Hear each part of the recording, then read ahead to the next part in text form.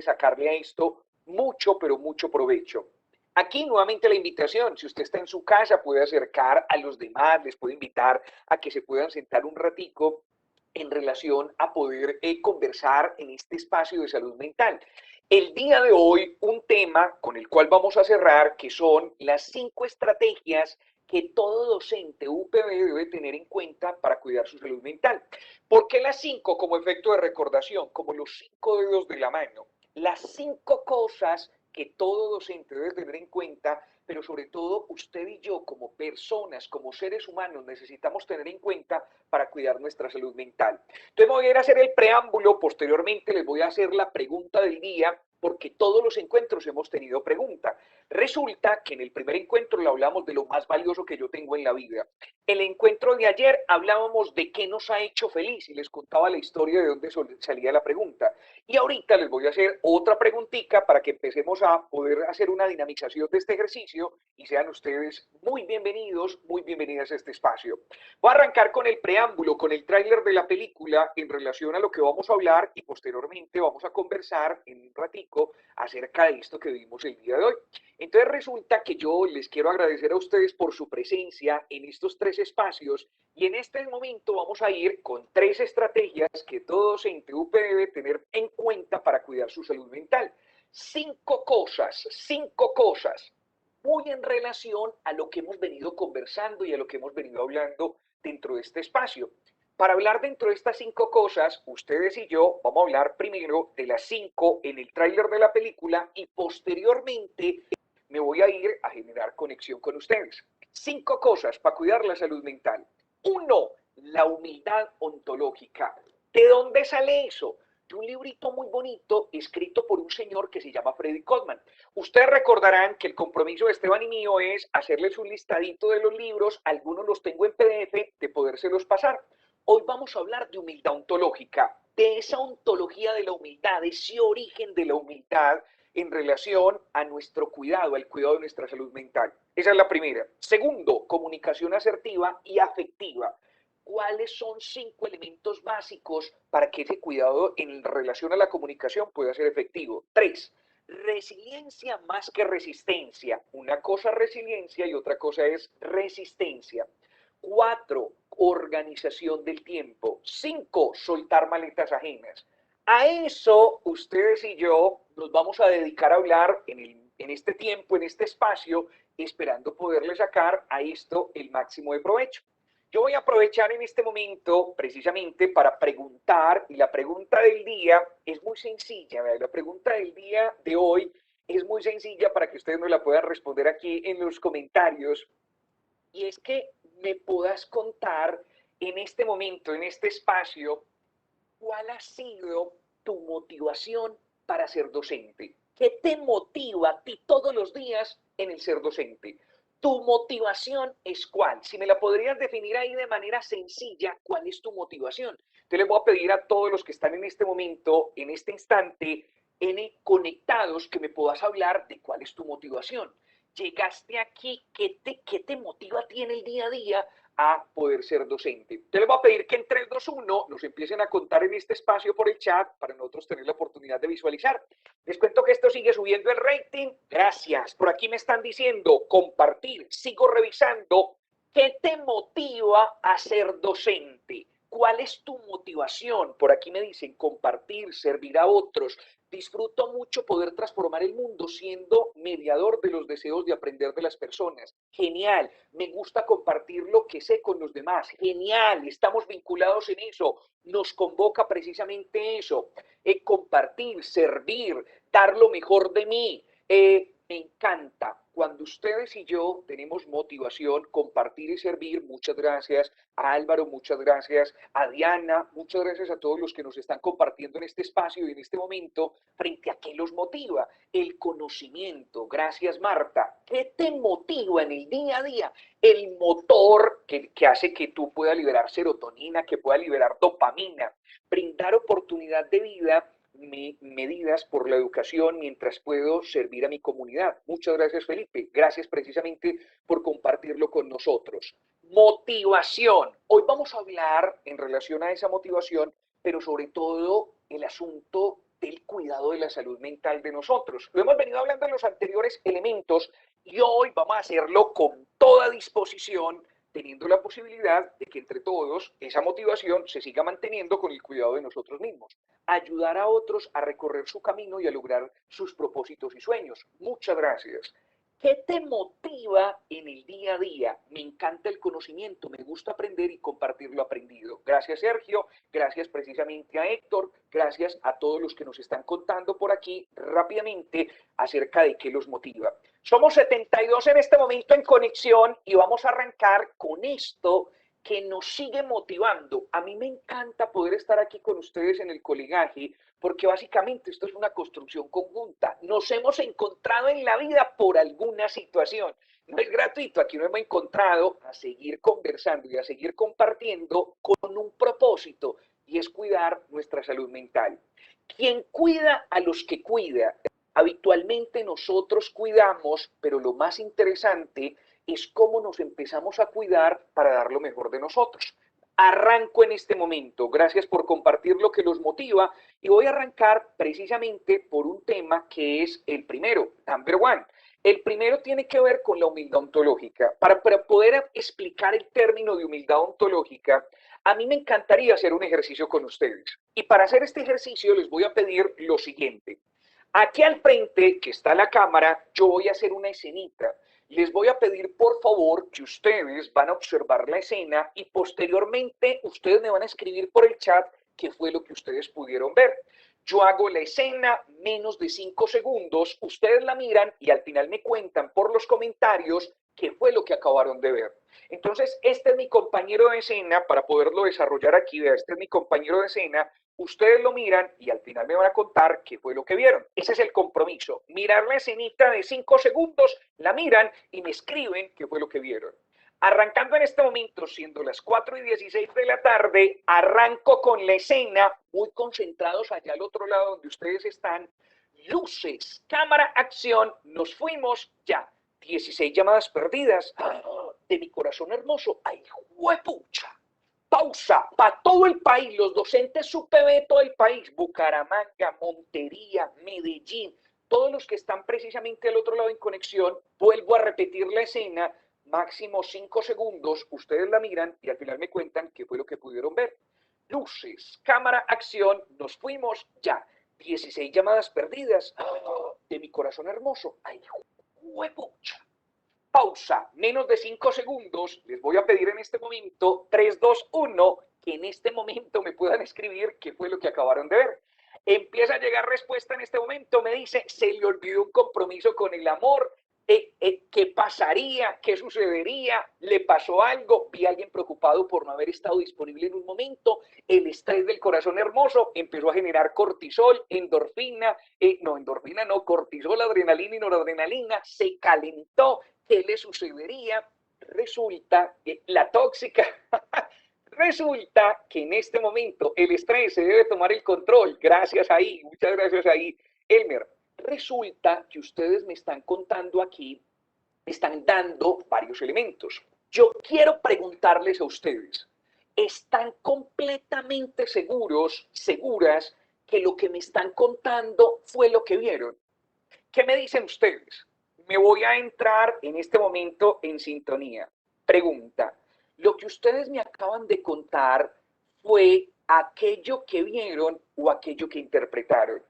Y a mí me encanta tener la posibilidad de que hablemos. Pregunta, lo que me acabaron de contar, gracias. Lo que ustedes me acabaron de contar fue lo que interpretaron. Y a mí me encanta porque desde la humildad ontológica y desde lo que vamos a observar ahorita, una cosa es lo que vemos y otra cosa es lo que interpretamos. Gracias, Elmer, gracias, Elkin, lo interpretado. Una cosa es lo que vemos y otra cosa es lo que interpretamos. ¿Qué es lo que vemos? Lo que pueden captar mis sentidos, lo que pueden detectar. ¿Qué fue lo que ustedes vieron? Un señor allá al frente, de camisa roja, de lentes, miró su celular, exclamó, 16 llamadas perdidas de mi corazón hermoso, agitó la mano y dijo, ay, juepucha, descripción puntual de aquello que ustedes acabaron de ver. La interpretación es el significado que le asigno a lo que veo.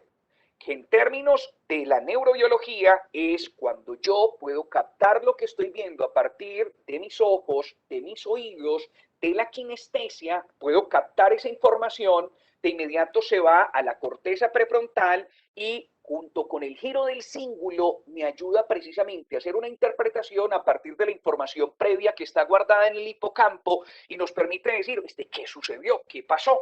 La interpretación. Entonces, desde este punto aparece algo que me parece magnífico y es, una cosa es lo que vemos y otra cosa es lo que interpretamos. Quiero preguntarles específicamente, eso me muy bien, una percepción más no significa una realidad. Muchas gracias, Elmer, por esa aclaración. En este punto, yo quiero preguntarles a ustedes, la mayoría de dificultades que aparecen en las relaciones humanas tienen que ver con lo que vemos o con lo que interpretamos. Por favor, me cuentan, mayoría de dificultades, de problemas en las relaciones humanas, por lo que vemos o por lo que interpretamos. Gracias a todos ustedes, gracias a Felipe, gracias a Diana, gracias a Elmer, gracias a todos ustedes. Mayoría de dificultades en relación a los seres humanos tiene que ver con la interpretación. De hecho, para mí es indispensable cómo interpreta un ser humano. Pues por aquí dice, uno es responsable de lo que dice, no se entienda, dice por ahí, eso está bien, Felipe. Resulta que la interpretación acude mucho a mi responsabilidad, porque todos los que estamos aquí podemos interpretar a nuestro favor, a nuestra contra. Usted y yo podemos interpretar a favor o en contra. De hecho, esta es la frase de la cosecha personal, y es, dime cómo interpretas y te diré qué tan sano mentalmente eres. Te lo repito, para el que lo quiera tener ahí en cuenta. Dime cómo interpretas y te diré qué tan sano mentalmente eres. Porque resulta que cuando yo interpreto en mi contra, la salud mental se empieza a deteriorar. Y aquí es donde va un punto importante a lo que ahorita se va a transformar en humildad ontológica. Y es que cuando yo interpreto en mi contra, empiezo a observar que no necesito enemigos externos. ¿Cómo? Te lo repito. Cuando un ser humano interpreta en su contra, no necesita enemigos externos, con su interpretación tiene. Entonces usted puede observar que hay personas que no necesitan que el otro haga nada para que le dé rabia. A mí me da rabia simplemente con la existencia del otro. Entonces hay personas que llegan y están aquí sentaditos en la cafetería cuando estábamos en presencial, están sentaditos y empiezan a ver hablar a alguien y empiezan a interpretar y dicen, pero ¿por qué yo escucho a esta señora o a este señor y le escucho como esa vocecita que tiene como tan chilloncita y me provoca como coger y como interpretación? El otro no está haciendo nada. A usted básicamente le afecta el hecho de poder observar y entender que esa interpretación le está afectando. Entonces, eso está muy bien. Gracias a esa cita que nos da por acá Nicolás de Epicteto, que me parece genial. Dice, a los seres humanos no nos turban las cosas, sino la opinión que tienen sobre esas cosas acerca de la interpretación. Gracias precisamente porque Epicteto estaba completamente en relación a esto que estamos hablando. Mi interpretación a favor o en contra. Y muchas veces mi interpretación se convierte en mi principal enemigo. Entonces, a veces una persona sale a las 5 de la mañana de la casa y sale y, por ejemplo, no sabe que los animalitos, las mascotas, a ver, ¿quién me recuerda? Cuando yo estoy con las mascotas, la hormona que facilita las mascotas, que disminuye el miedo, ¿cómo se llama? Y los que estuvieron en el primer encuentro, ¿cómo se llama la hormona que se aumenta cuando estoy con las mascotas, que disminuye el miedo? Laura, la tenés, gracias. Gracias, Diana. Oxitocina, maravilloso. Cuando una persona tiene la oportunidad, precisamente, básicamente, ustedes y yo empezamos a verificar en la posibilidad precisamente de que cuando yo tengo afectación de la interpretación, esa afectación de la interpretación me genera mucha complejidad. Es decir, cuando una persona sale de su casa y ve a su vecino con la mascota y no le gustan las mascotas, por la mañana, a las 5:30 de la mañana, dice, mirando al vecino recogiendo las cositas que acabó de hacer la mascota. Dice esta persona desde su interpretación, dice, ¿usted cree que yo me voy a levantar a las 5 de la mañana a recoger eso caliente todavía y en ayuda? Mire lo que sucedió. El vecino no lo ha hecho nada, pero la interpretación empieza a afectar. Por aquí aparecen varios comentarios y es, por la interpretación, puede aparecer mucha violencia en nuestro contexto. Por la interpretación, yo puedo afectar a muchas personas a partir de mi propia interpretación. Puedo interpretar a mi favor o en mi contra. Y cuando ustedes y yo empezamos a observar que todos los que estamos aquí tenemos interpretaciones distintas, empezamos a determinar que la humildad ontológica de Freddy Kotman, específicamente en un librito muy bonito que se llama La empresa consciente, el hombre lo define. ¿Quién es Freddy Kotman? Es un argentino que trabaja como profesor en Harvard. Y entonces él tiene un librito que se llama La empresa consciente y él dice, la humildad ontológica no significa renunciar a tu propia perspectiva. No es poder renunciar a su propia perspectiva, es poder ver una perspectiva diferente a la suya. Yo interpreto de una manera. Mi primera pregunta para la salud mental es, ¿interpreto a mi favor o interpreto en mi contra? Entonces, ahí está muy bien, Laura. Resulta que cuando hablamos de empatía, la humildad ontológica me permite entender que yo tengo una interpretación. Primer dato, mi interpretación es a favor o en contra. Segundo dato, soy consciente de que la interpretación del otro es completamente distinta. Una interpretación genera conflicto y se convierte en una imprudencia. Perfecto. Por eso ayer decíamos en relación a lo que estábamos hablando, para poder facilitar que la corteza prefrontal pudiera tomar el mando, alguien recuerda una regla básica que hablábamos ayer y era hacer que más y hacer que menos, que hace parte de la humildad ontológica. Humildad ontológica, hacer que más y hacer que menos. ¿Con qué se detona la corteza desde la mayéutica y con qué yo puedo aplacar eso que tiene que ver con la disminución de la función amigdalar? Gracias, Diana. Gracias, Laura. El poder opinar menos y preguntar más. Gracias a Diana, gracias a Laura que están ahí en sintonía. Cuando yo tengo la oportunidad de preguntar más y opinar menos, estoy aplicando, como lo decía Laura, la empatía en relación a la humildad ontológica. Cuando yo tengo humildad ontológica, yo me disfruto la posibilidad de que el otro interprete distinto.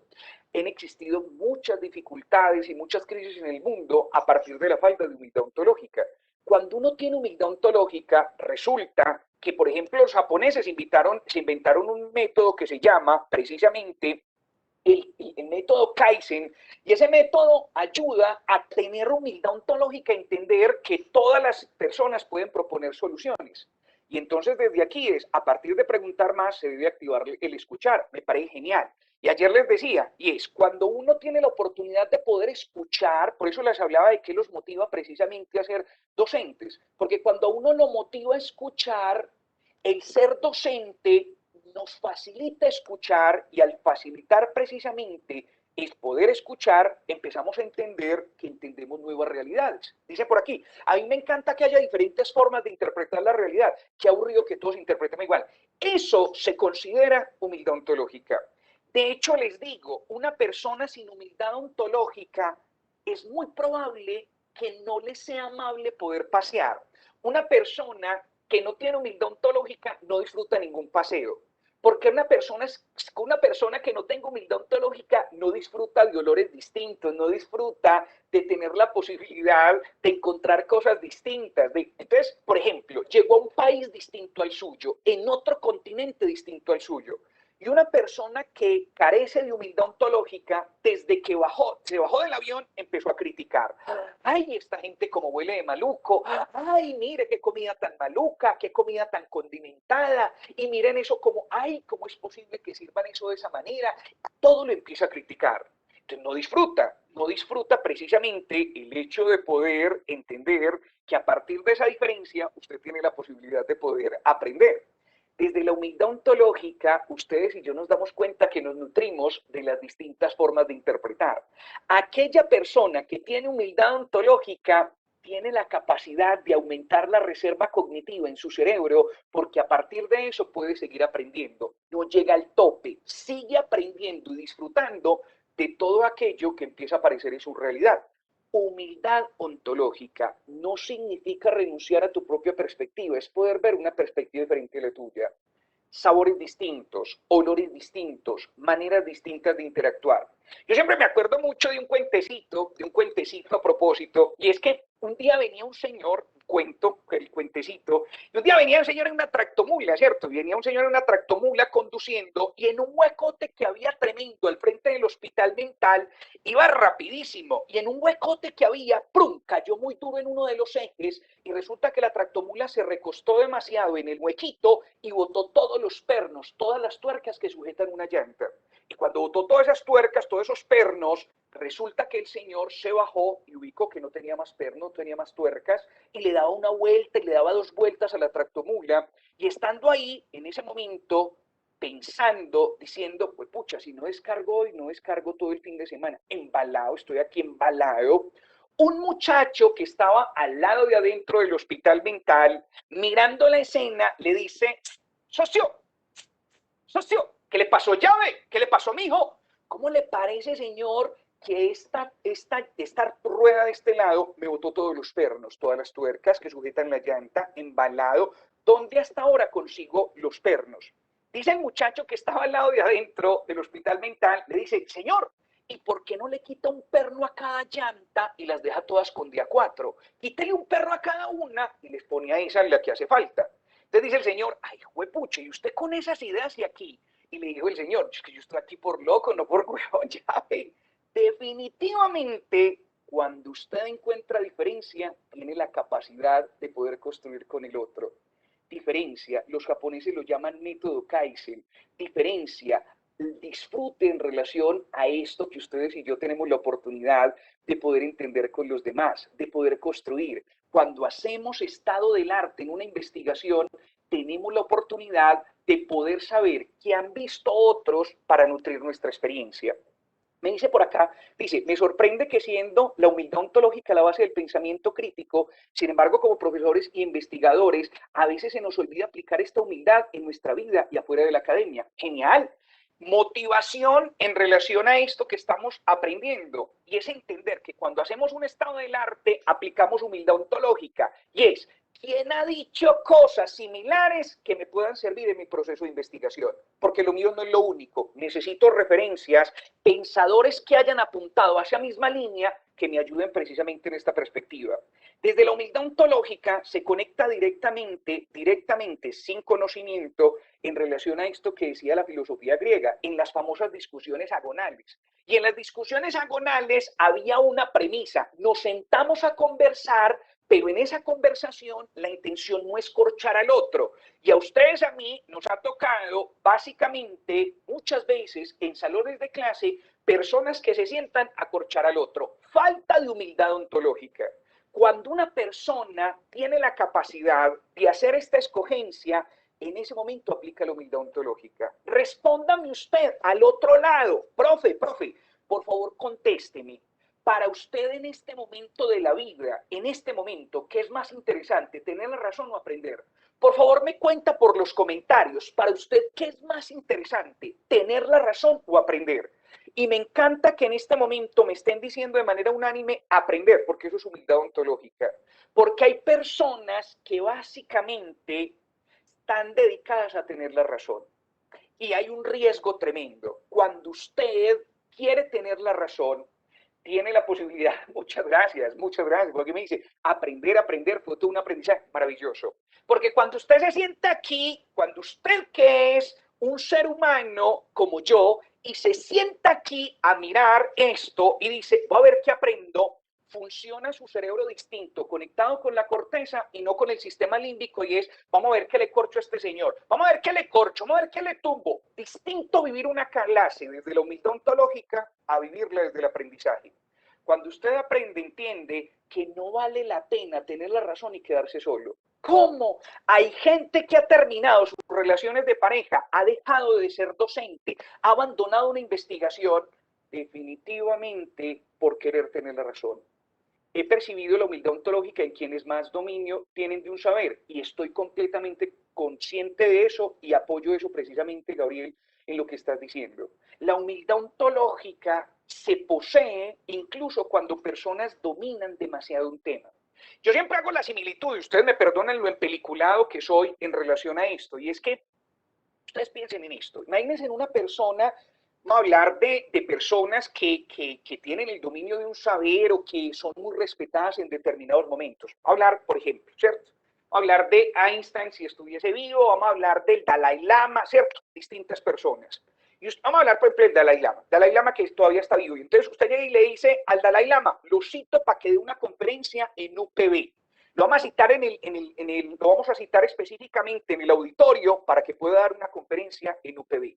Resulta que pusimos a un muchacho novato y acomodador, lo pusimos específicamente allá esperando en el auditorio. Decimos, viene el Dalai Lama, pues no les dimos la característica del Dalai Lama. Y resulta que llega el Dalai Lama sin escolta, sin nada. Llegó el Dalai Lama al auditorio de la UPB con sus trapitos, con su vestuario, y se fue directo a sentarse en las sillas principales.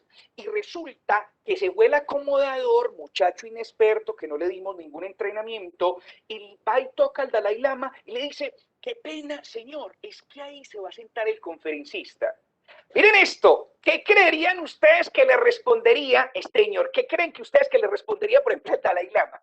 ¿Qué creerían ustedes que le responde? ¿Qué piensan ustedes que qué le respondería? Ah, ¿será que el Dalai Lama le diría, y es que usted no sabe quién soy yo? ¿O es que usted no...? Miren este asunto tan bello que ustedes me están respondiendo desde este punto. Y es, sonreiría y se movería. Básicamente, aquí hay una cosa muy bonita. Aprender a animar las fantasías del yo, el ego, hace parte de ser consciente, alcanzar sonrisa del sabio, palabra sencilla, seguramente se mueve, se mueve. Y cuando el señor, maestro de ceremonias, estando por ahí de los trapitos, que nadie sabía, por allá, o sea, no dice, es que usted que soy yo, se va, sonríe, buenísimo. Y dice el maestro de ceremonias, dice, con ustedes la conferencia más esperada de toda la tarde. Señor Dalai Lama nos honra con su presencia, bienvenido, y sale por allá de la última vela y se viene. Eso es humildad ontológica. Humildad ontológica es para poder escuchar al niño, el principio en filosofía, y es poderte seguir sorprendiendo de todas las cosas que aparecen en cualquier circunstancia. Tener la razón o aprender. Ustedes y yo que estamos aquí siendo las 4:36, qué bonito es tener la posibilidad de darnos la posibilidad sobre todo de seguir aprendiendo. Segundo dato, ¿será que porque yo no lo veo, no existe? Hay cosas que yo no veo y siguen existiendo. Y existe ahí precisamente la paradoja, y es, resulta que yo no conozco la marca de un carro, y entonces digo, no, es que yo no lo he visto, y me empiezan a contar de esa marca, de ese carro, de ese color, y empiezo a verlo por todos lados. No quiere decir que porque yo no lo haya visto, no exista. Y eso a mí me sorprende, porque cuando usted tiene la oportunidad de empezar a conocer, usted empieza a escuchar. Ahora, si usted nunca había escuchado humildad ontológica, va a empezar a escuchar en otros momentos humildad ontológica, o la va a empezar a relacionar y a ver de qué manera puede tener efectividad en otros momentos. Y qué tan interesante es uno poner a los estudiantes y decirle, ve, de este término de humildad ontológica, de qué manera tiene conexión con su propósito.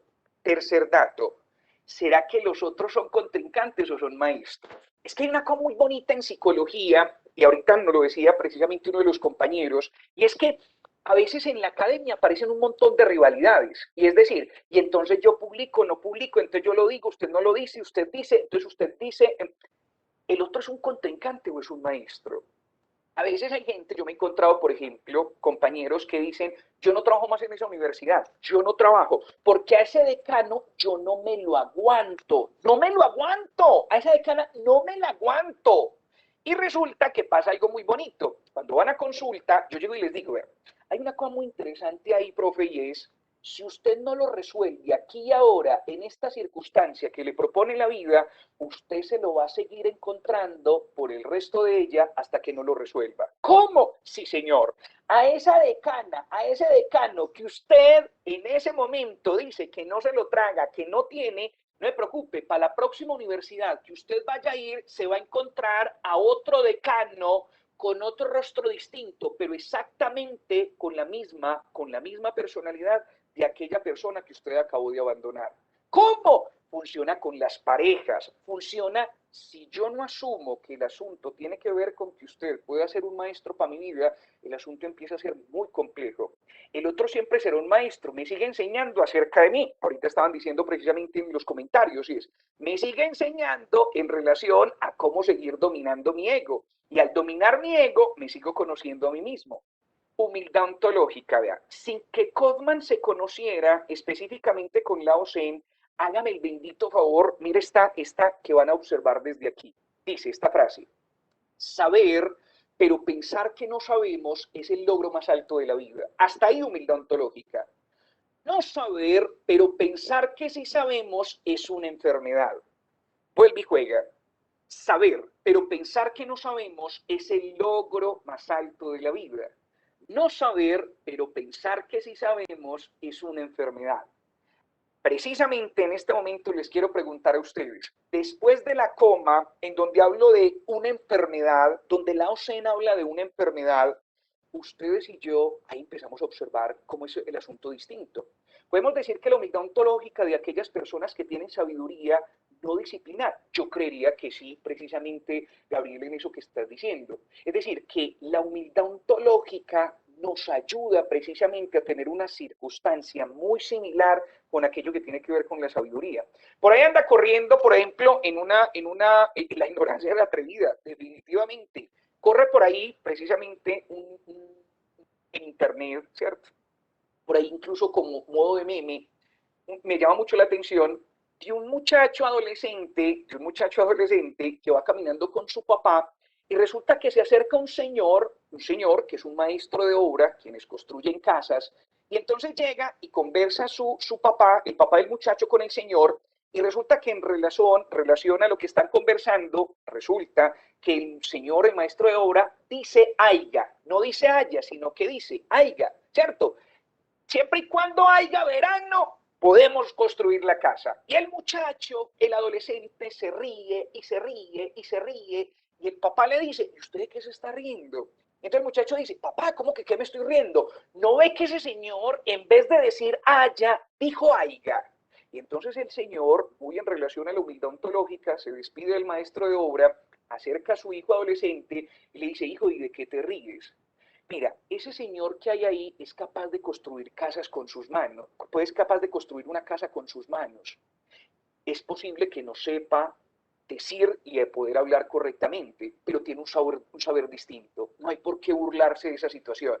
Ese papá tenía humildad ontológica. Entonces, cuando usted empieza a observar precisamente este asunto y dice, no saber, pero pensar que sí sabemos es una enfermedad, ¿a qué se les parece esa enfermedad? Esa enfermedad, ¿qué sinónimos tiene? Pongo uno, arrogancia.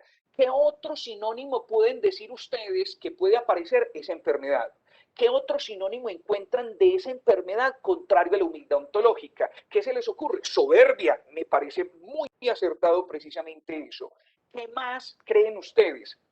Fascismo, Hernán, lo tenés claro. Cuando yo intento eliminar a los otros, fascismo, terquedad, ceguera mental, prepotencia, me parece genial esto que ustedes me están diciendo. Lo contrario a la humildad ontológica es en relación a todo esto. Cuando yo decido ser un ser humano con humildad ontológica, estoy cuidando mi salud mental. Así como el Dalai Lama, el ego no es el que se supera, y básicamente tengo la oportunidad de seguir aprendiendo. Es que qué dicha es andar por la vida aprendiendo, qué dicha es poder ir desgustando, qué dicha es tener la oportunidad de poder ir observando, puede ser precisamente que yo, a partir de poder ir caminando por la vida, me vaya llenando de un montón de cosas, aprendiendo del Señor del campo, aprendiendo, y es posible que esta humildad ontológica me ayude muchísimo a cuidar mi salud mental. Muy interesante, humildad ontológica frente al cuidado de la salud mental. Muy interesante. Freddy Kotman dentro de la empresa consciente, Lao Tse, filosofía griega en las discusiones agonales, donde se reunían los griegos y el principal asunto no era a ver quién corcha a quién, no, a ver qué aprendemos de todos. Cuando su apuesta en el día a día como docente es, ¿qué aprendo? Yo les decía la vez pasada, ¿qué aprendí yo cuando el muchacho me dijo, profe, yo ya no pregunto cómo le fue, yo ya pregunto qué me hizo feliz? Señor, ese muchacho me enseñó, profe, Resulta que cada vez que usted y yo tenemos la oportunidad de aprender, maravillados, humildad ontológica. Me voy para la número 2. Número 2, comunicación asertiva y afectiva. Yo no hablo de efectiva, yo hablo de afectiva. Porque cuando uno tiene humildad ontológica, usted y yo hacemos buena conexión con la afectividad. Y al hablar de afectividad, pues qué bueno uno poderse encontrar con el otro para poder construir. Afectividad es hablar de sin dañar al otro. Y sin dañar al otro es, a la hora de poder escoger una opinión, una pregunta, yo sigo escogiendo la pregunta, la sigo escogiendo. A la hora de yo poder cambiar la opinión por la pregunta, sigo escogiendo la pregunta. Bien lo decía Sócrates, bien lo decía la mayéutica, principal herramienta de nosotros que estamos en la docencia, la pregunta. Juan Camilo, pregunta ¿para qué? Para activar la corteza prefrontal. A eso llamamos comunicación asertiva y afectiva. Me voy para este punto. ¿Qué vamos a llamar aquí la maleta? La maleta vamos a llamar a la propia responsabilidad que ustedes y yo tenemos con nosotros mismos. Responsabilidad, la vez pasada les decía, el que no descansa cansa, cuidar nuestra salud mental, estar muy atentos de qué tanta oxitocina, serotonina, endorfina estamos liberando, nuestra propia maleta. 5 cosas que vamos a observar aquí necesarias para poder cargar nuestra propia maleta.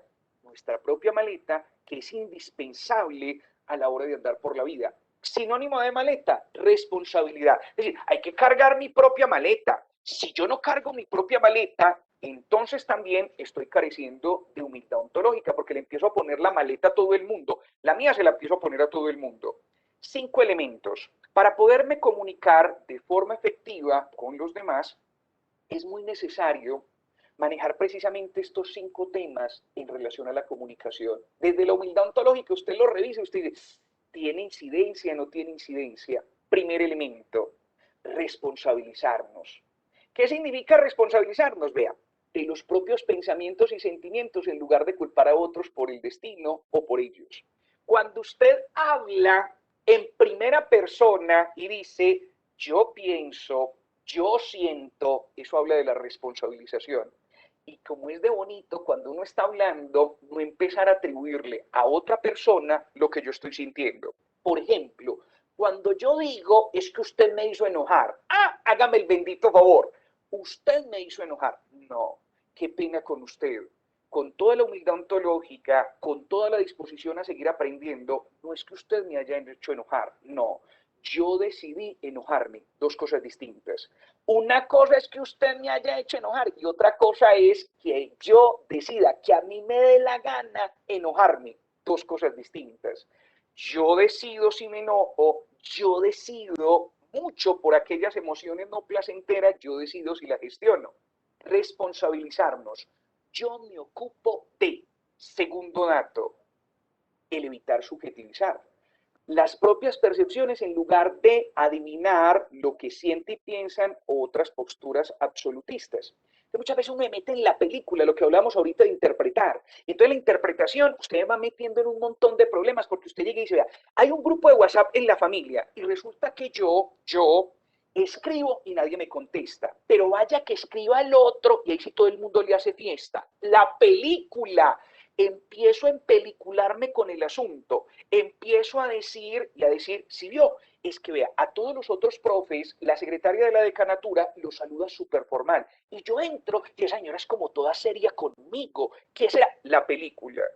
Yo quiero preguntarles a ustedes, y es, ¿cuál es la única forma de saber si mi interpretación es cierta?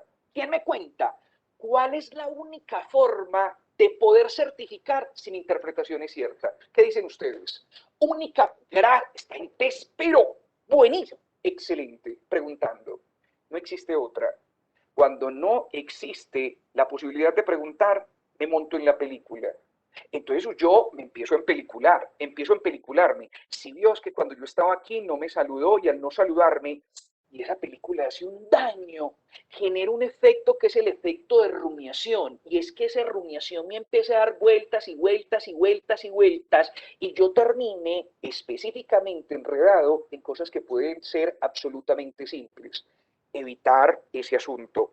Tercer elemento, sincerar acerca de los pensamientos, sentimientos, lo que llamamos contabilidad emocional, y es, la posibilidad de poder hablar de cómo me siento, de poderle decir a los demás, porque a veces le digo a los estudiantes, les digo, muchachos, a ver, hoy no estoy tan efusivo como habitualmente lo soy, porque les cuento que en este momento tengo un familiar que tiene dificultades médicas. Voy a hacerlo lo mejor que pueda, pero para que ustedes sepan, esa es la situación que me abarca y me ocupa en este momento. Profe, bueno, esperamos que siga todo muy bien. Maravilloso.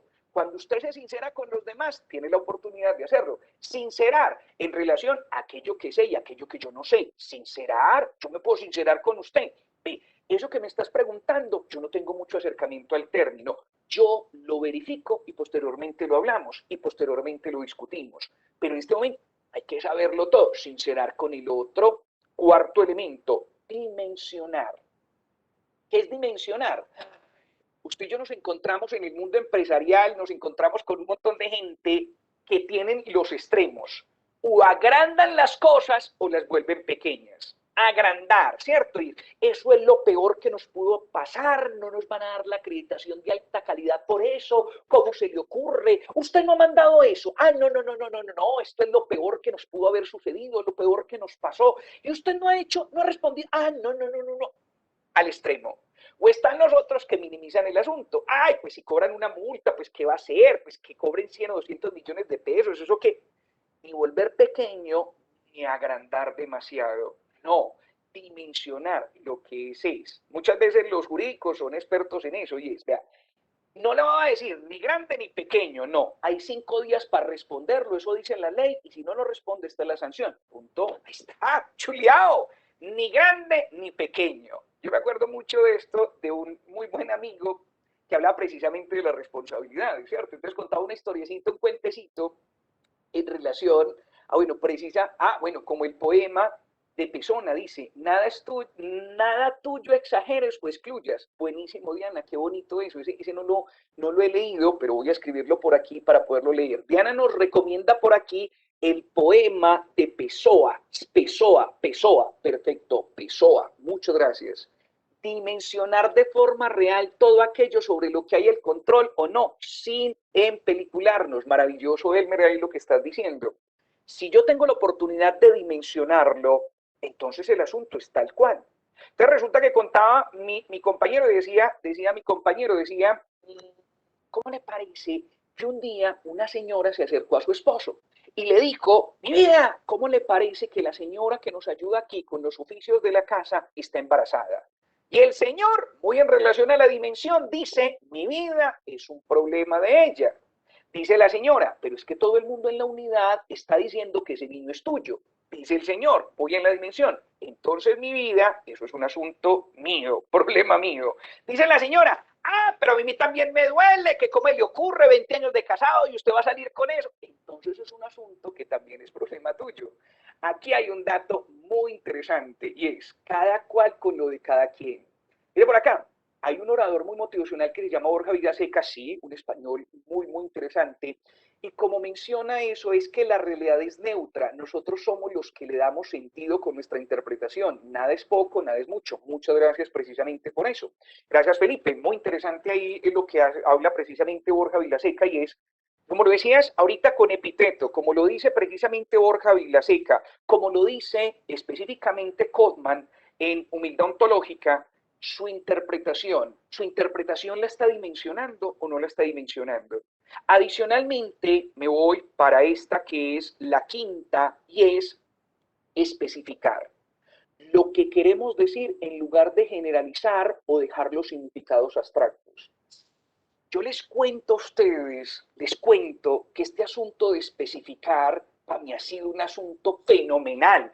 Y se los cuento incluso desde la misma relación de pareja. Mi esposa lo sabe y sabe que lo cuento cada rato. Y es, cuando yo no especifico lo que quiero decir en lugar de generalizar esos sentidos abstractos, se convierte en un problema el asunto. Yo recuerdo muy en relación cuando estábamos nosotros empezando el matrimonio, cuando estábamos empezando precisamente el matrimonio, resulta que mi esposa me dice, en un día estamos caminando por el centro comercial y dice, qué vestido tan lindo, qué vestido tan hermoso.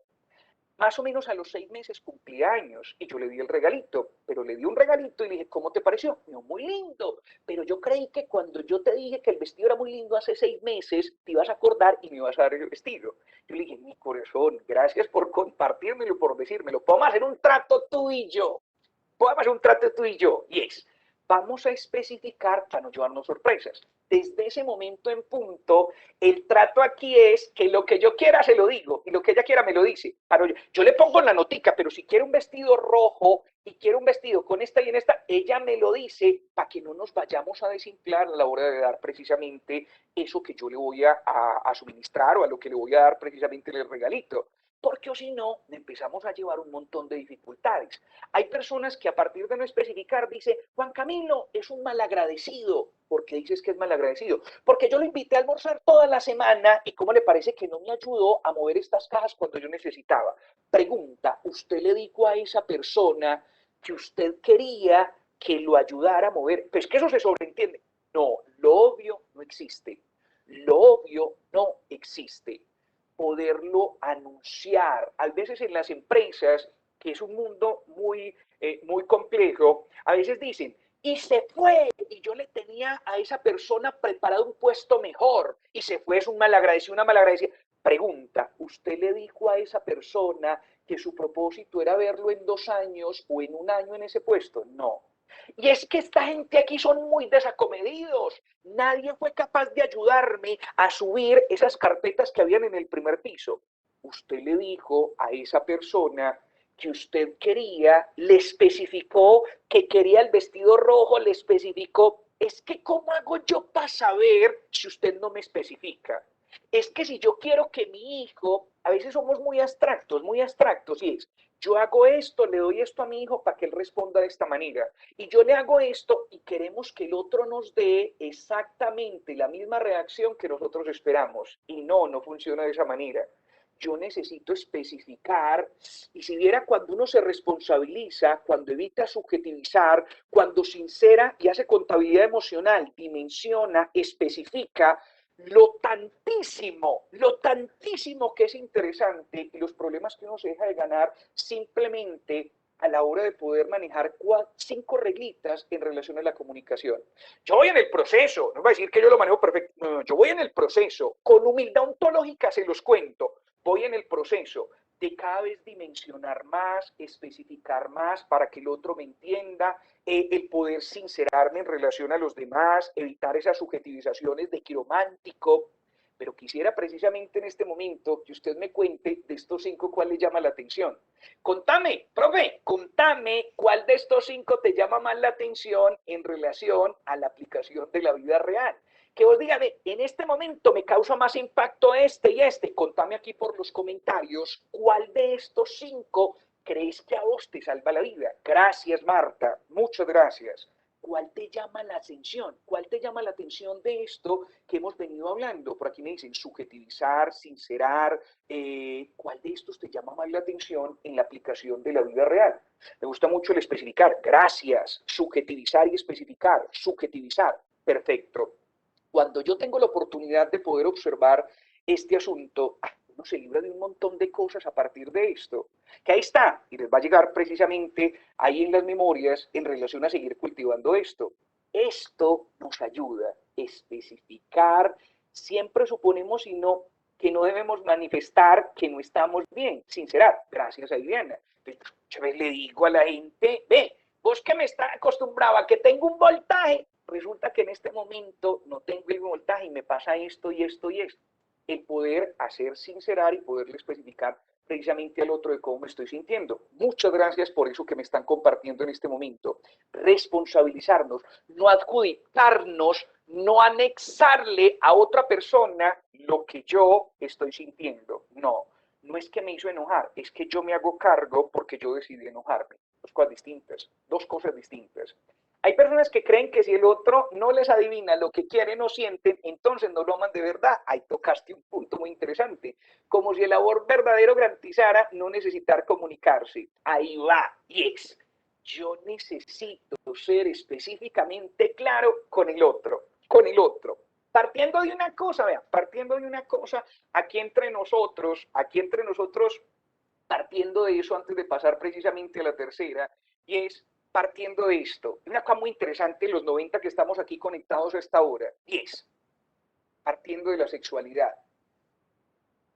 Mi maestro, que se llama Gilberto Brinson, un ser humano que quiero mucho, decía, cuando yo estoy en pareja, necesito tener comunicación clara con el otro, por una distinción. Él decía, nosotros los hombres somos en la sexualidad como los helicópteros. Subimos rápido, pero también bajamos rápido. En cambio, las mujeres son como el jumbo jet, y es decir, se demoran para subir, pero se sostienen en el tiempo mucho más tiempo. Y a mí me encanta esa analogía que hacía el doctor Gilberto Brenson, porque para eso es necesario el que ustedes y yo podamos atribuir precisamente todo esto, y es tener la oportunidad precisamente de que cuando en la sexualidad funcionamos distinto, necesitamos hablar cómo se sintoniza un helicóptero y un jumbo jet. Es decir, el helicóptero sube rápido y baja rápido, pero el jumbo jet se demora para subir, pero se queda sostenido en el tiempo. Para que exista buena sintonía hay que hablar, y en sexualidad hay que hablar. Y eso nos ayuda en un elemento tan simple como esos a que sea necesario todo lo anterior que estábamos viendo. Especificar, sincerar, responsabilizarnos en eso y en muchas otras circunstancias. Por eso el tema 2 es cómo yo, a partir de la humildad ontológica, le saco provecho a todo esto.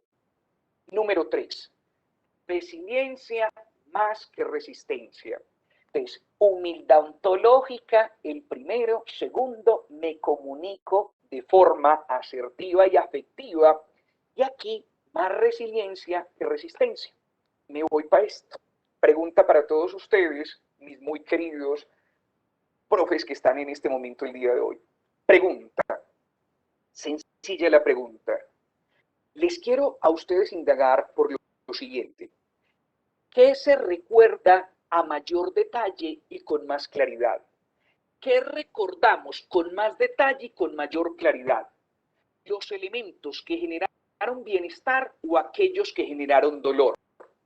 Porfa, me cuenta, ¿qué se recuerda con más claridad? ¿Lo que generó dolor o aquello que generó bienestar? ¿Qué dicen ustedes? ¿Qué se recuerda? Lo que generó dolor, y aquí me están contando, Juan Camilo, está dividido entre dolor y bienestar. Dolor y bienestar, perfecto. Resulta que el hipocampo, este que están viendo aquí en el cerebro, tiene una decisión trascendental. ¿Qué decisión tiene? Y es, recordamos específicamente lo que genera dolor, lo macro, pero a detalle se recuerda más aquello que genera bienestar. ¿Quién decide eso? El hipocampo. El hipocampo es el que se centra en la mitad y es quien decide, es como el juez, que se va para memoria a largo plazo y que se queda en memoria a corto plazo. Ese es el hipocampo, lo que decide que se queda corto y que se va a largo plazo. Ese es el hipocampo. Y el hipocampo definitivamente tiene una cosa muy, muy interesante, y es, al decidir que se queda y al decidir que se va, en el hipocampo empezamos a observar que lo doloroso usted lo recuerda, pero no el detalle, no el detalle. Entonces usted perdió un ser querido hace 8 años, falleció un ser querido. Usted se acuerda que falleció y eso le generó dolor, pero no recuerda los detalles, no lo recuerda. Le pregunto, ¿usted recuerda ese día qué zapatos tenía? No lo recuerdo. ¿Usted recuerda ese día cuál fue su almuerzo? ¿Usted se acuerda cuáles fueron las 3 primeras personas que se acercaron cuando usted estaba en el cementerio? ¿Usted se acuerda ese día quién se acercó primero en el hospital a darle la noticia? ¿Usted recuerda ese día quién lo llevó desde el hospital hasta el cementerio? Usted, Juan Camilo, ¿por qué? El hipocampo parceriguafer, que nos ayuda a que eso tan doloroso se vaya desvaneciendo, porque un asunto muy complejo sería recordar detalle tras detalle aquello que es doloroso. En cambio, lo que generó bienestar, ustedes y yo lo recordamos con mucha más claridad. ¿Cómo? Sí. Hace 20 años usted se conoció con aquella o con aquel, o hace 30, se conoció con aquello o con aquel, Y usted muy seguramente, si eso le generó bienestar, todavía recuerda la canción que estaba sonando. Cuando usted se paró a bailar y usted estaba bailando Tus besos, y todavía lo recuerdo, y era una balada americana, y todavía recuerdo la fragancia de ese perfume que ella o él llevaba, todavía recuerdo qué fue lo que cenamos, y recuerdo que ella tenía un accesorio en el cabello, y recuerdo que ella me dijo esto y esto y esto justo antes de brindar. Y lo recuerdo porque sonaba la canción, recuerdo qué fue lo que cenamos, recuerdo todos esos recuerdos gracias al hipocampo. Entonces miren un asunto y es, el hipocampo de inmediato genera una vinculación muy interesante en nosotros. ¿Por qué? Recordamos más aquello que generó bienestar con mayor claridad que aquello que generó malestar. Miren este dato, y eso es directamente proporcional en relación a cómo los seres humanos, yo les decía la vez pasada, mi abuelita, creyente, no llegó, no estudió su bachillerato, y me decía, mi abuelita me decía, mijo, ni Dios le da a usted la cruz que sea capaz de cargar. Abuela, muchas gracias, le agradezco mucho por eso. Y resulta que mi profe de neurobiología decía, Juan Camilo, su cerebro y el mío es capaz de ayudarnos a superar cualquier situación por compleja que sea. El profe, aprendí desde la humildad ontológica, lo que decía el profe de neurobiología, lo conecté con lo que decía mi abuelita y todos dos, dentro de su propia sabiduría, me enseñaron a su forma y a su manera cosas que a mí me pudieron nutrir. Enseguida llega Borges y tira esta. Tira esta. El gran Borges llega y dice esta. El pasado es arcilla que el presente labra su antojo interminablemente. Hágame el bendito favor. El gran Borges nos dice este rollo, ¿cierto? Hombre, yo no sé, algunos dicen que por política, no sé, ¿por qué no se ganó el Nobel este señor? No sé, ¿por qué no ganó Borges el Nobel? Por Dios, lo dice, por política, por su posición. Yo no sé cómo este señor con esta genialidad nunca llegó a ser un Nobel en relación a esta brillantez. Cosa de locos, como decía Nicolás. El pasado es arcilla que el presente labra su antojo interminablemente. Y cuando él nos dice esto, incluso no sé si tenía conocimiento del papel del hipocampo, que es que ustedes y yo recordamos mal lo que generó bienestar, como si el hipocampo y el cerebro nos quisiera decir, no se enrede cargando cosas dolorosas, porque es más interesante para fluir por la vida recordar aquello que generó bienestar. Incluso hay un psiquiatra argentino que se llama Jorge Bucay, así se llama, Jorge Bucay. Y resulta que Jorge Bucay nos tiene un cuentico. Jorge Bucay es un argentino que es un psiquiatra que su ejercicio terapéutico lo ha hecho muy basado en tema de los cuentos. Entonces monta cuentos para poder facilitar precisamente que las personas puedan entender mucho las metáforas. Y a partir de los cuentos hace ejercicios terapéuticos. Incluso hay una historia muy bonita con Jorge Bucay, y es que Bulgaria lo homenajeó a Jorge Bucay porque muchos de sus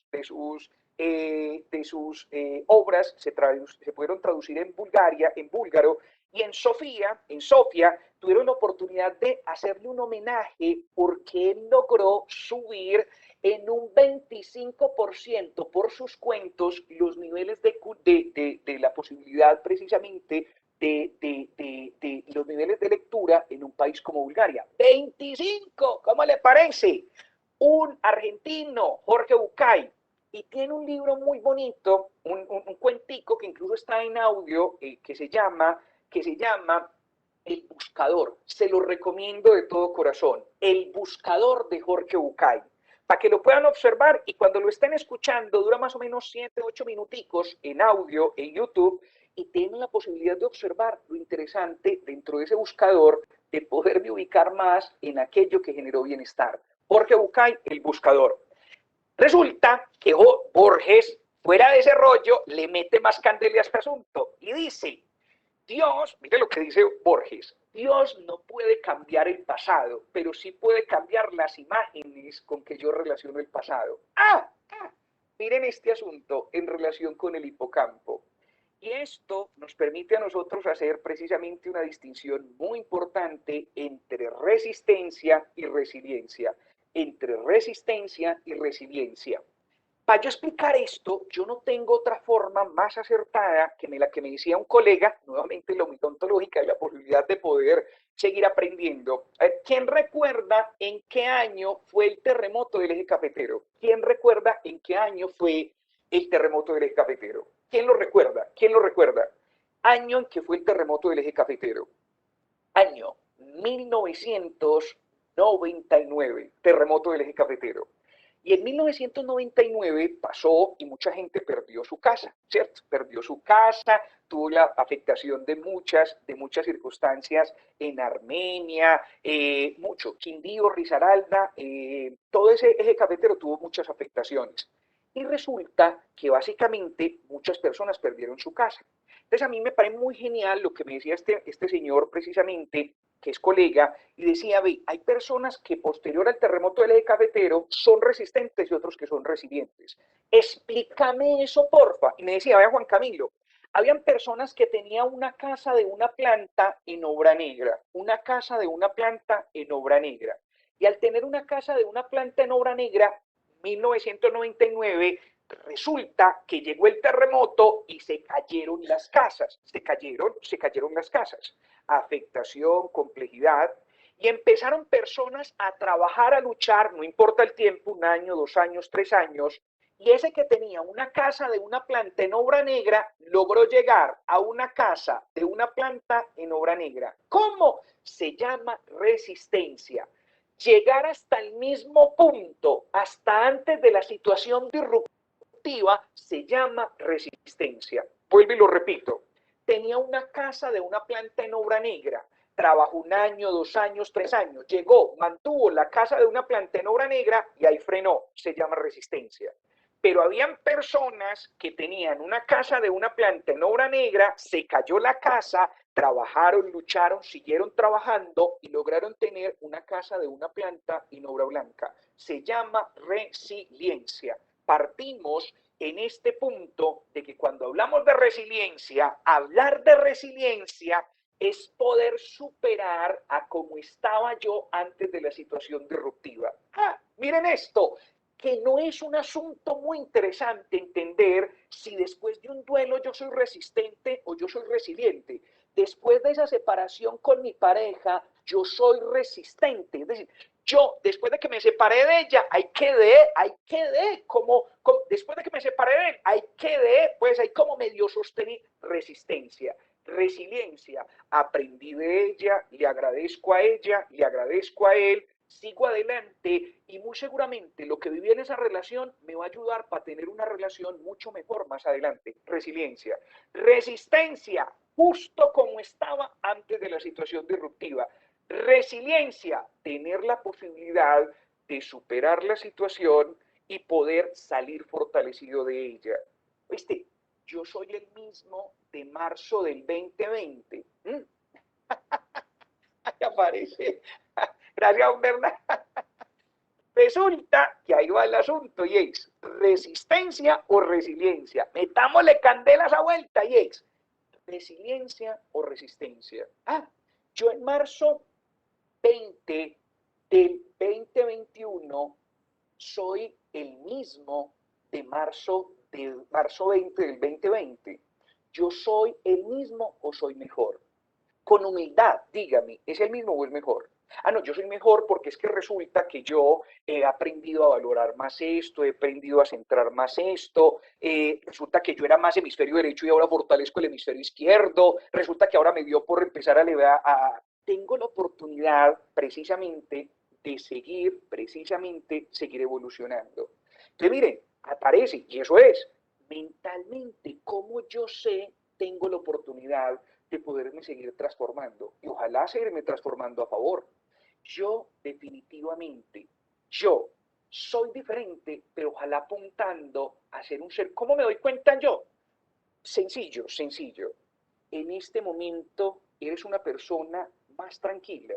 Ese es el asunto. Juan Camilo, ¿usted cómo mide si es resiliente? Usted en este momento de su vida, siendo en este momento las 5:13, a esta hora del 17 de junio, ¿usted es más tranquilo o no?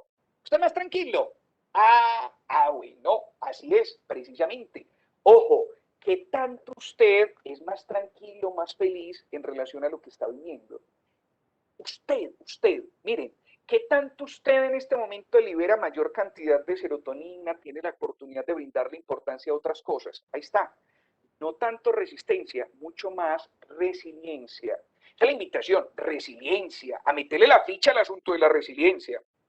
Cuarto elemento, manejo del tiempo. ¿Cómo? Hemos visto varios elementos interesantes en relación a esto que estamos hablando. Y varios elementos precisamente interesantes porque usted y yo empezamos a decir, pues pucha, qué tan interesante es tener la posibilidad de que usted y yo nos encontremos cosas en la vida, pero para seguir siendo resilientes, básicamente. Básicamente tengo la oportunidad de poder ir más allá y de poder ir más allá y es cuando yo a veces tengo la oportunidad de poder seguir avanzando. Juan Camilo, sí, claro, y aquí hay un dato muy interesante y es resistir, es muy interesante. Y es para yo tener mi casa propia, o sea, la casa en una específicamente, para tener la casita nuevamente, yo necesito llegar a la resistencia. Pero a mí sí me gustaría mucho que pudiéramos trascender precisamente de la resistencia a la resiliencia. Eso básicamente es una manera de poder seguir trascendiendo, de seguir. Juan Camilo, humildad ontológica, entender que yo soy un buen esposo, pero puedo ser mejor. Entender que yo soy un buen ciudadano, pero puedo ser mejor. Eso hace parte de la resiliencia. Llegué hasta donde soy, pero puedo seguir de ahí adelante construyéndome mucho más, mucho más. Cuarto elemento, manejo efectivo del tiempo. ¿Cómo? El tiempo pasa, como dice Rodolfo, el tiempo pasa y se nos va a la vida y sigue rodando el tiempo y se nos va por entre los dedos. Manejo efectivo del tiempo. Y en el manejo efectivo del tiempo hay varios elementos que usted y yo empezamos a determinar y a decir, ay, fue pucha, la atención figura de forma continua máximo en 30 minutos. Ustedes observan, yo saco, pongo, elevo la voz, bajo, les pregunto, y más en la virtualidad. 30 minutos, cada vez que pasa 30 minutos lanzo una pregunta, saco la pantalla, vuelvo y la pongo, elevo el nivel de la voz, cambio, meto el cuento, porque si todo es demasiado plano, la atención se pierde. Hago lo mejor. Juan Camilo, ¿se puede hacer mejor? Por supuesto que se puede hacer mejor. Por supuesto que se puede hacer mejor. Cuando yo tengo la oportunidad de saber que la atención dura 30 minutos, eso me permite a mí organizar muy bien el tiempo. Juan Camilo, ¿por qué? Porque ahí sale también la famosa estrategia del pomodoro. ¿Y cuál es la estrategia del pomodoro? Es la famosa estrategia del 25-5 para organizar el tiempo. A mí, de corazón, me ha servido muchísimo. ¿Cuál es el 25-5? Vea, el 25-5 es muy sencillo y es, el 25-5 es esencialmente 25 minutos, es decir, hay aplicaciones para eso, yo puedo poner la alarma en 25 minutos, la puedo poner, la alarma en 25 minutos, y a su vez, en ese momento, 25 minutos, cero WhatsApp, cero correo, cero, y empezar a prestarle atención a esto que estoy desarrollando. 25, suena la alarma, 5, me paro, me tomo el café, reviso, en este momento, reviso el WhatsApp, reviso correo electrónico. La atención, 30, 25-5 se utiliza en el deporte, se utiliza en muchas otras cosas. 25-5, 25 de concentración total, 5 de dispersión, 5 de pausa activa. 25-5, y eso me ayuda a extender. Y usted y yo quedamos ahí precisamente en la clase, y es cuando se mete esto, se mete este recurso, se mete este otro, con la intención de que ustedes y yo podamos seguir precisamente generando conectividad y teniendo la oportunidad precisamente de que entre todos tengamos la oportunidad de poder observar que si todo es demasiado plano, se hace más complejo el asunto. El hipocampo. Resulta que el hipocampo determina el aprendizaje, porque ahorita veíamos, ese es el juez que determina. Entonces aquí sabemos que sin emoción es probable que no haya efecto de recordación. La emoción, me decía mi profe Daniel Rossetti, me decía, la emoción es el cemento de la memoria. ¿Cómo? Vuelve otra vez. La emoción es el cemento de la memoria. Le echamos cemento, es el pegamento de la memoria. Cuando usted recibe algo con emoción, lo recuerda más, ahorita lo explicábamos, y el papel del hipocampo frente a ese asunto. Otro dato adicional, que lo veíamos el día de ayer. Resulta que la dopamina se asocia mucho con la procrastinación, la serotonina a la optimización del tiempo. Entonces usted empieza a determinar, ahorita vamos a ver la figura del colador, y es, pregunta, para que nos rinda el tiempo, y ustedes me van a ayudar con esto, para que nos rinda el tiempo, usted tiene un montón de cosas por hacer. Primero, hacemos lo más difícil o lo más fácil. ¿Qué dicen ustedes? Un montón de cosas. ¿A qué se atreve usted? ¿Lo más difícil o lo más fácil? ¿Qué dicen ustedes? ¿Qué hacemos? ¿Lo más difícil o lo más fácil? Cuéntame usted, ¿a qué se le mete? ¿A qué va? ¿A lo más difícil o lo más de fácil? Aquí parece y es lo más fácil, lo más difícil. Muy bien. Según este contexto, es más interesante que usted empiece precisamente por lo más difícil, lo más arduo. Lo más difícil básicamente me facilita que primero empiece a segregar serotonina incluso antes que la dopamina. Si usted empieza por lo difícil, primero hace una lista de chequeo, y usted hace la lista de chequeo y dice, ¿qué hay para hacer hoy 17? Hágalo todo. Y básese más por aquello que es lo más difícil, primero, para que cuando lo logre la serotonina sea plena y después usted puede hacer un montón de cosas. ¿En qué se basa la procrastinación? La procrastinación básicamente se basa en que cuando yo me siento a hacer algo, me roba la atención, lo que genera precisamente liberación de dopamina. Me roba la atención la red social, me roba la atención específicamente lo que están diciendo en este momento en el correo electrónico, me roba la atención. Primero lo difícil para aumentar liberación de serotonina y posteriormente lo fácil para proseguir con la liberación de dopamina. Es lo que nos sugiere. El cerebro funciona mejor con lo que eliges que con aquello que tienes. La elección es mucho mejor que asunto del tener.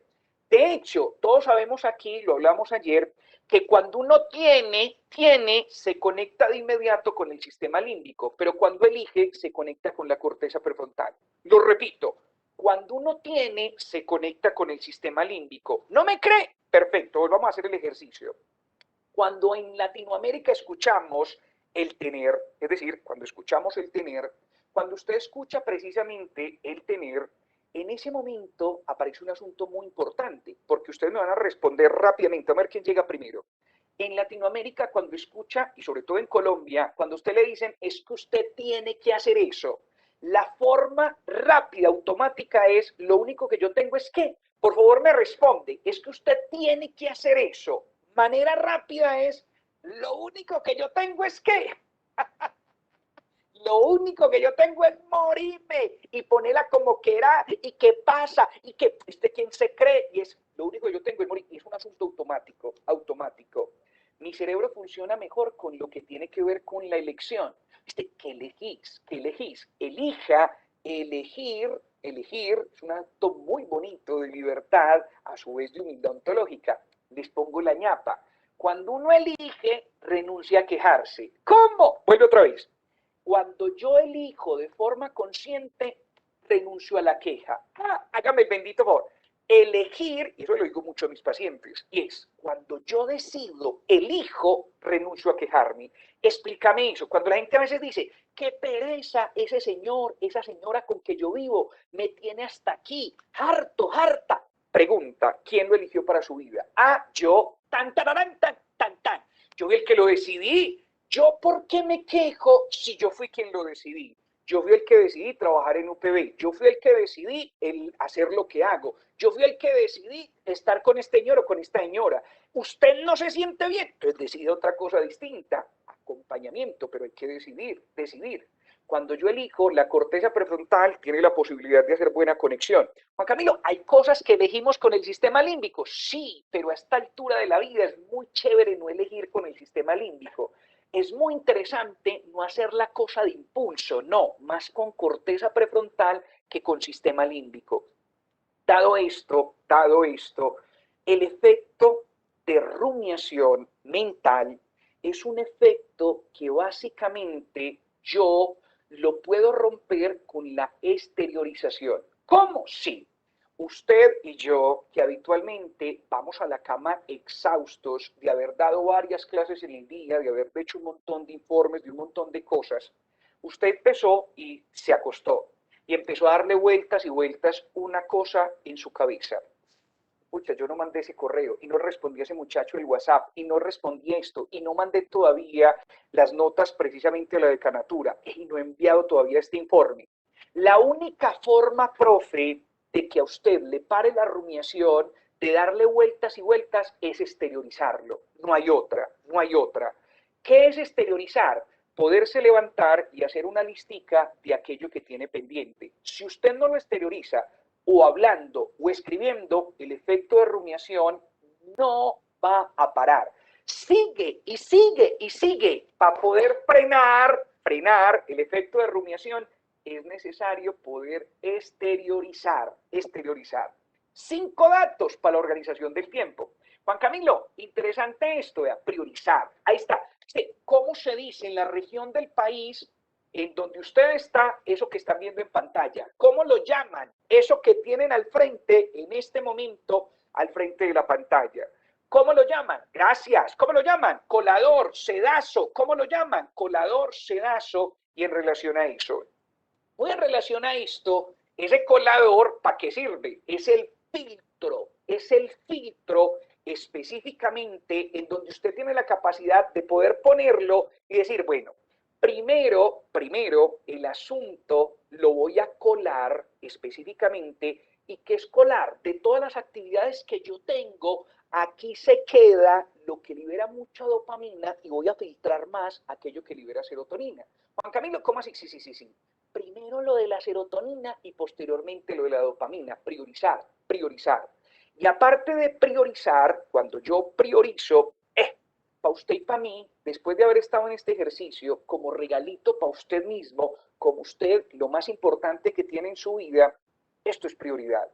Cuando usted en un día puede priorizar esto, entonces usted es un ser humano más feliz, más tranquilo, en cómo medíamos ahorita precisamente la resiliencia. Juan Camilo, ¿para qué plata si no está tranquilo? Juan Camilo, ¿para qué tantas cosas si no estás tranquilo y a su vez no puedes ser feliz? Un arroyo muy complejo. En priorización, cuando usted le mete ese colador a ese asunto, sí, va a colar aquí todo esto, va a colar, va a priorizar para manejar el tiempo. Y para poder manejar el tiempo es pongo el colador y a su vez voy a filtrar. Y entonces aquí el celular que genera dopamina lo pongo por un lado. Pero todo lo que genera dopamina, la cervecita, la galletica, el ira, lo voy a colar y solamente sale por aquí, por debajo del colador, aquello que genera serotonina, priorizar. Cuando ve el colador, se acuerda de mí con el colador. Y en el colador usted necesita priorizar en el día a día elementos como estos. Hora para despertar. ¿Cómo? Interesante la hora para despertar. Muchachos, pregunta, compañeros, pregunta, ¿a qué hora se levanta? ¿A qué hora se levantan los seres humanos que tienen mayor salud mental? Hagamos una aproximación. ¿Qué dicen ustedes? ¿A qué hora se levanta la gente que tiene mayor salud mental? Ayúdenme pues, en el promedio de las investigaciones. ¿Quién se fue primero? ¿A qué hora se levantan las personas que tienen mayor salud mental? ¿Qué dicen ustedes? Ojalá, qué belleza tener la posibilidad. Ahí está. Aquí nos da un dato. Ustedes recuerdan a qué hora yo les decía, a qué hora les decía yo que se mide el cortisol. ¿A qué horas recuerdan ustedes que se mide el cortisol? Que les decía, el cortisol se puede medir en sangre, el cortisol se puede, gracias Maribel, se puede medir a las 8 de la mañana. Se necesita medir después de las 8. No se puede medir a las 6 de la mañana. Juan Camilo, ¿por qué? Porque resulta que esto da un dato muy importante y es el cortisol empieza a disminuir más o menos a las 8. Es que se nos han dicho precisamente las investigaciones. Las investigaciones precisamente nos han dicho que si usted se levanta y, por ejemplo, a las 6 de la mañana y hace actividad física, el cortisol baja mucho más rápido. ¿Cómo? Sí.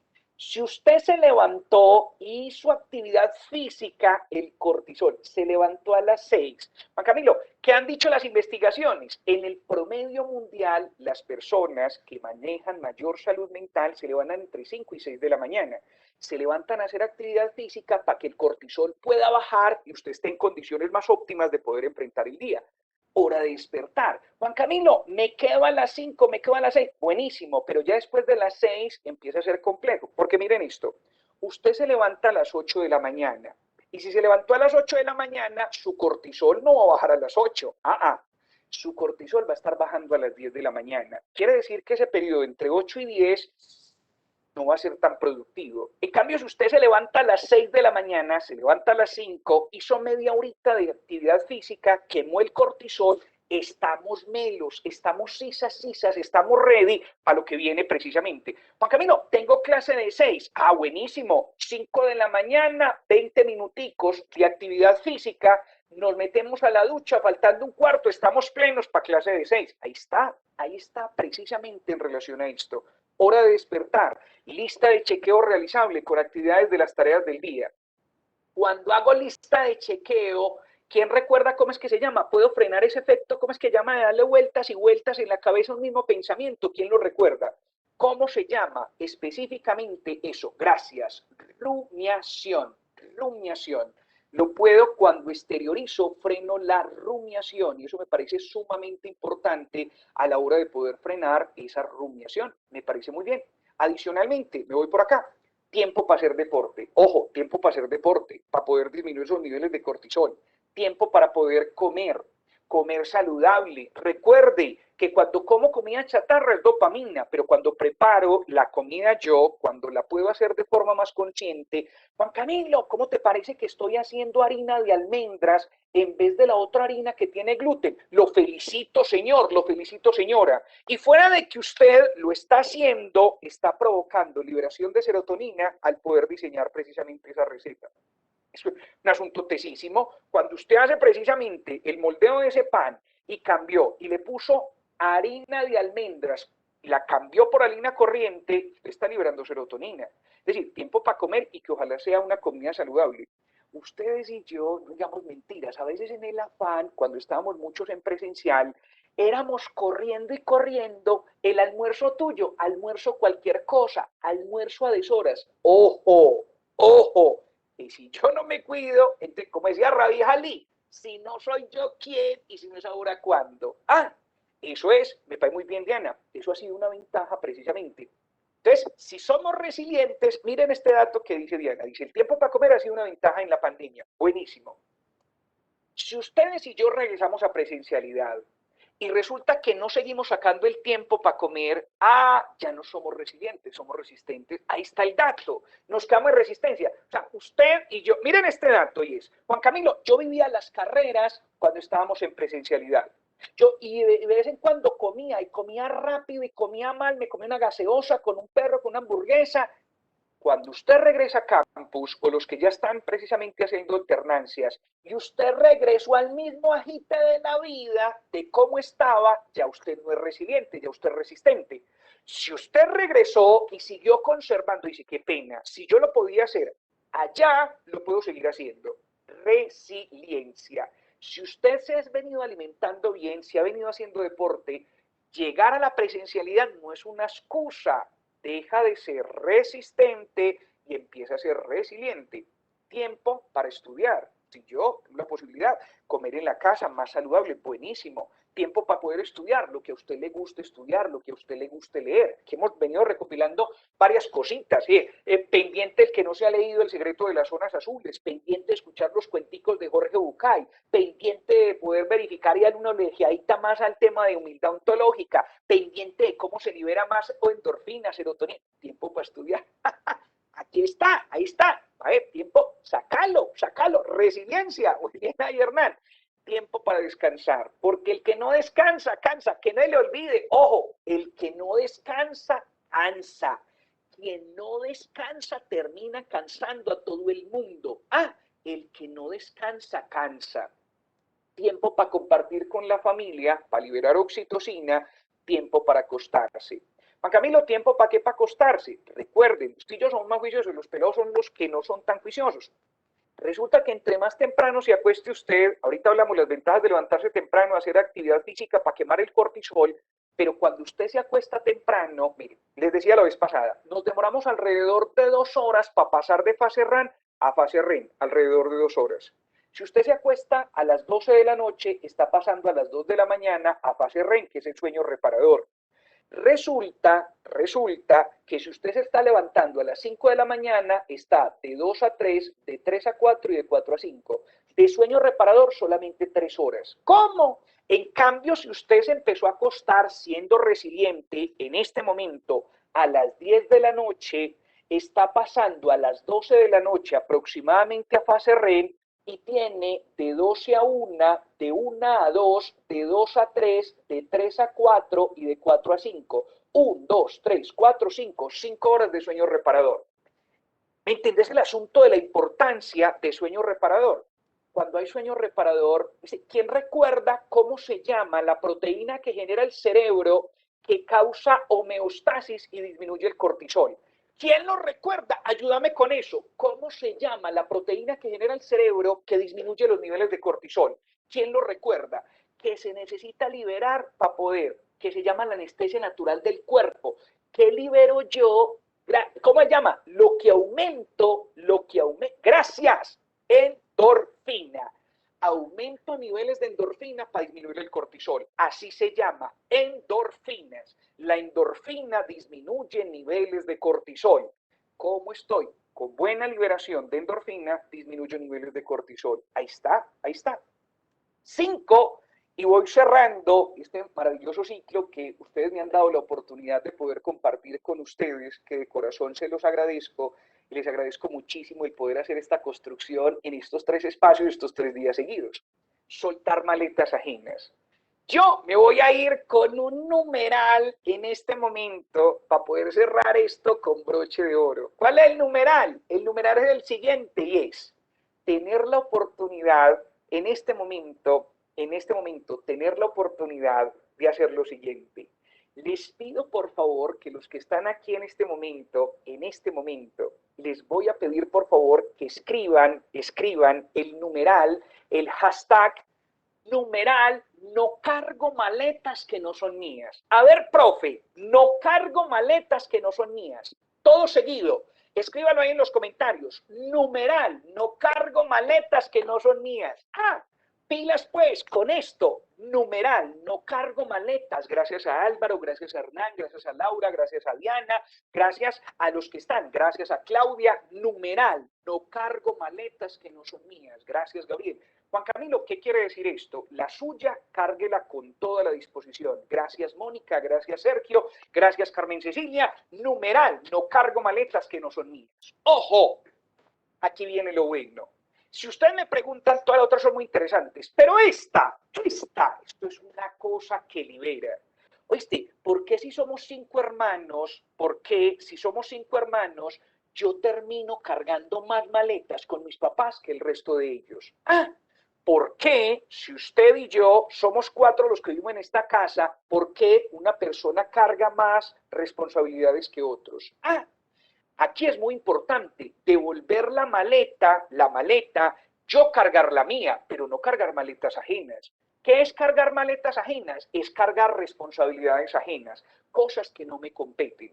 ¿Cómo se devuelven maletas? Con las preguntas. Cuando usted pregunta, devuelve maleta. Cuando usted llega y le dice, Jorge, Gabriel, Juan Carlos, ¿vos qué decís? ¿Será que compro ese carro o no lo compro? Para poder devolver la maleta, dígale, ¿y cómo te parece a ti ese carro? ¿Qué decisión quieres tomar frente a eso? Para lo que lo necesitaste parece bien, lo estás devolviendo. Porque yo me voy cerrado a decirle, compre, eso es la mejor opción para usted, eso es lo mejor de lo mejor.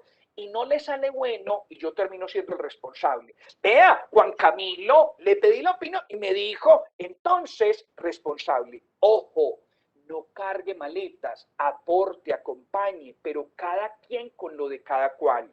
Mis hijos con la maleta de ellos, mi pareja con la maleta de él o de ella, ustedes y yo, a cada cual con lo de cada quien. Cuando su mamá lo llama y le dice, hijo, ¿cómo le parece? Mija, ¿cómo le parece que aquí ahí está su primo, y yo lo veo que está como tragueadito? ¿Usted qué dice? ¿Le abro o no le abro la puerta? Y usted le dice, le carga la maleta y usted dice, sí, mamá, cárguele la maleta, que él es familiar como nosotros. Y ese señor entró, le dañó el baño, le hizo allá un daño gravísimo con la porcelana, y en ese momento le dice, mijo, yo no lo quería dejar entrar. Si no es porque usted me dice que lo deje entrar, yo no le abro la puerta.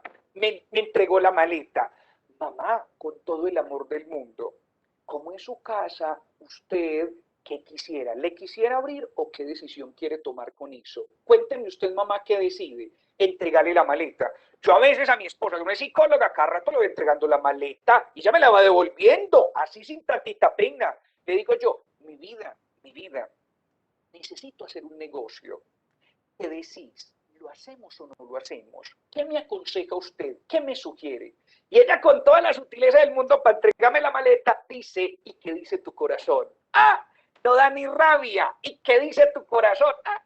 Lo que me está diciendo es, usted se hace cargo, porque si yo soy quien le digo que lo haga y no le salen las cosas bien, después yo soy la responsable de eso.